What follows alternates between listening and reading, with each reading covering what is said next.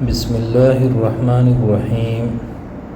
آج کا میرا ویڈیو اپنے بڑوں کا کہا ہوا ماننے پر بندے کو کیا انعام ملتا ہے، اسی موضوع پر ہے۔ امام بخاری رحمۃ اللہ علیہ کی علمی شخصیت سے ہر کوئی واقف ہوگا، اور امام بخاری رحمۃ اللہ علیہ نے جو کتاب بخاری شریف جس میں آپ نے رسول اللہ صلی اللہ علیہ وسلم کی مستند احادیث جمع کی ہوئی ہے، اس سے ہر ایک دین کا طالب علم خوب واقف ہے۔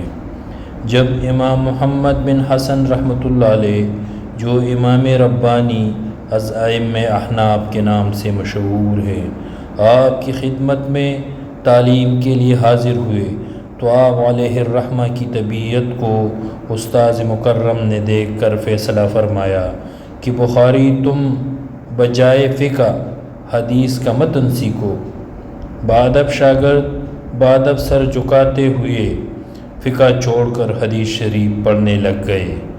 امام زرنوجی رحمۃ اللہ علیہ فرماتے ہیں، یہ استاذ صاحب کا فرمان پر چلنے کی برکت ہے کہ آج امام بخاری رحمۃ اللہ علیہ کی لکھی ہوئی کتاب قرآن مجید کے بعد اول درجہ رکھتی ہے۔ یہ واقعہ تعلیم المتعلم طریق التعلم صفحہ 5 پر موجود ہے۔ یعنی جو استاذ کی کہی ہوئی بات پر عمل کرتا ہے، اور اس لیے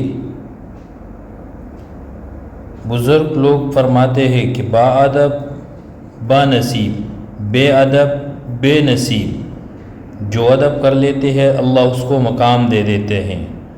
آخر میں گزارش کروں گا، اگر ویڈیو پسند آیا ہو تو چینل کو سبسکرائب کرے اور اپنی آراء کمنٹس کرے۔ ویڈیو دیکھنے کا بہت شکریہ۔